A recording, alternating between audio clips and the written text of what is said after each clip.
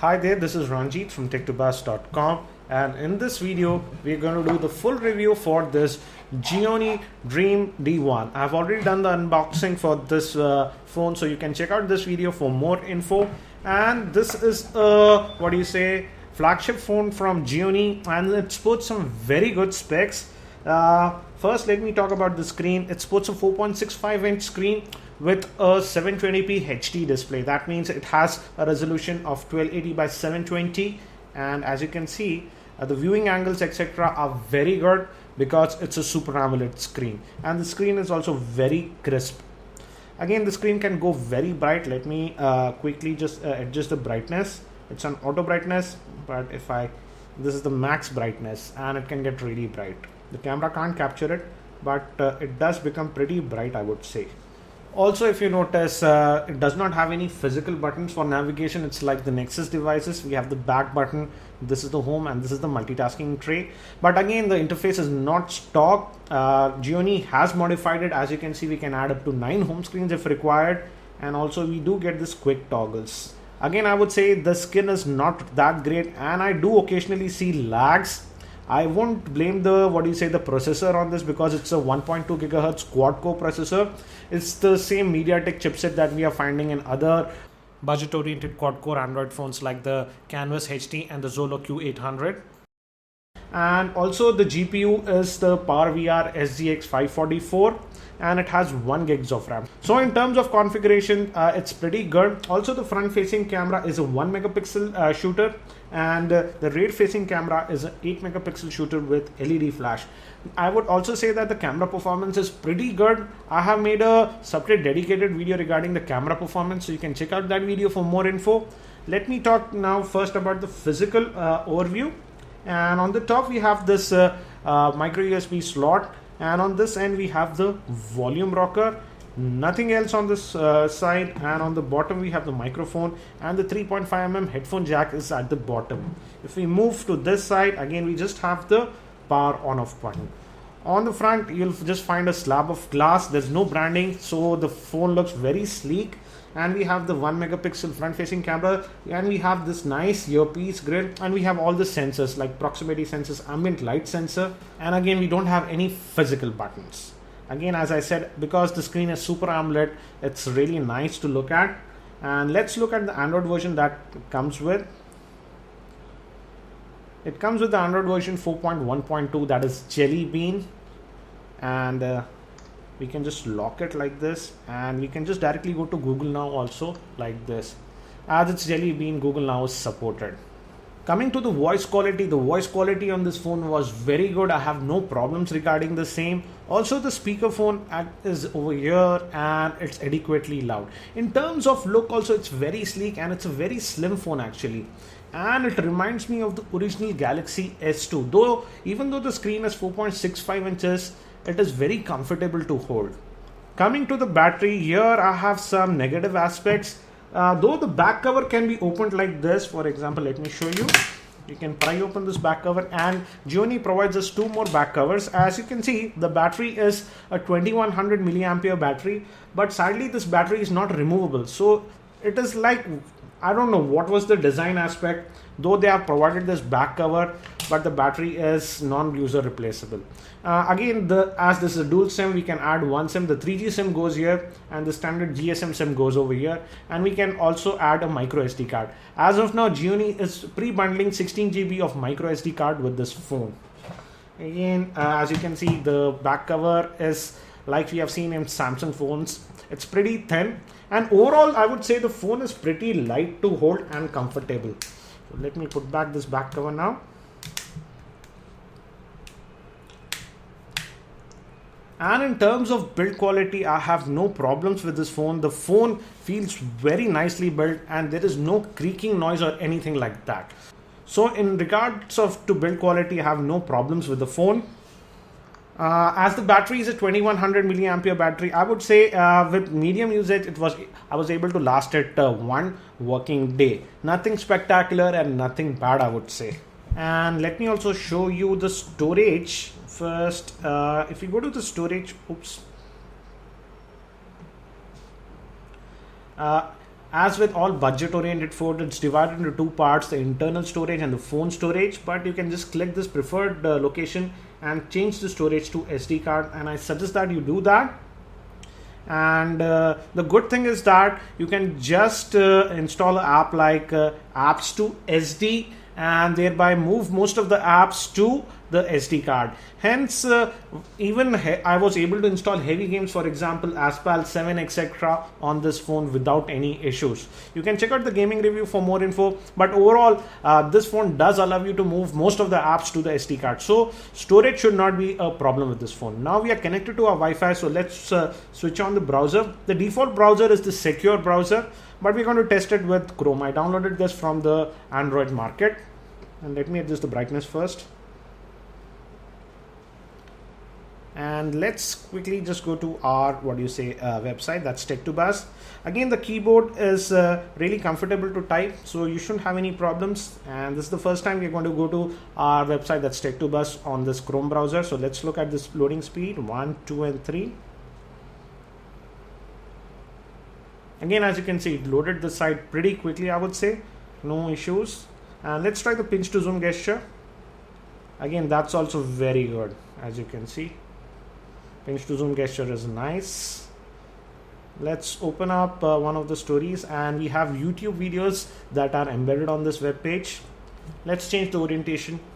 Again, as you can see, that was also very quick.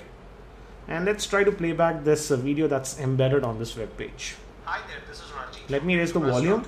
And in this video, we're going to compare the two hottest Android phones by Sony, the Sony Xperia Z and the ZN. Both the phones are very similar in terms of specs. So as you can see, it can play back videos that are embedded without any issues. And also the speakerphone, I would say, is pretty adequately loud and very clear. So you shouldn't have any problems playing back music and videos on this phone. So let's also try another web page. For example, let's one second, let me just check and force the desktop view. And let's go to a website, for example, news.com.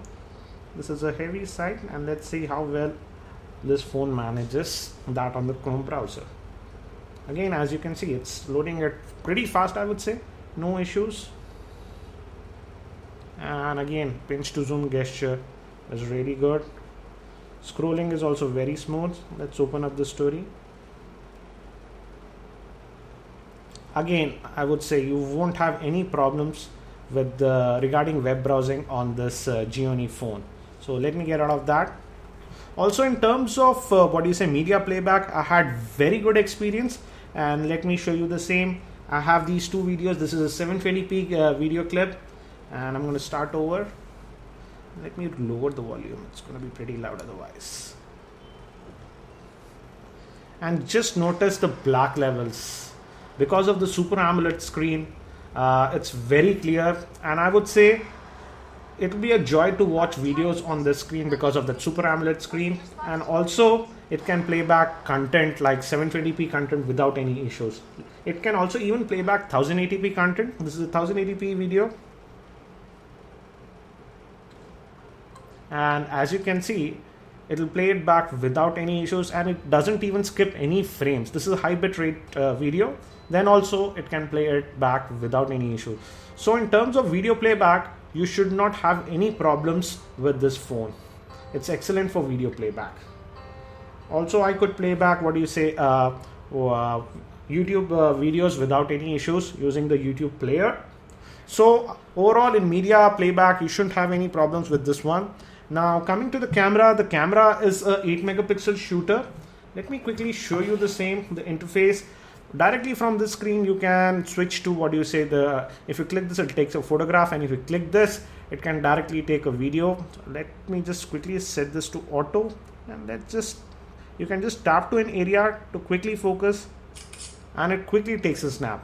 Actually, there's almost no shutter lag. I have done a dedicated video regarding the camera performance, so you can check out that video for more info. But overall, I would say the camera is pretty decent. I would say pretty nice for an 8 megapixel shooter. But again, in low lighting conditions and indoors, the photographs sometimes come out to be grainy. But overall, considering the price point of this phone, I would say the camera is very decent. And now let me show you some of the benchmarks. We'll start with Nina Mark 2 benchmark that is important for gaming.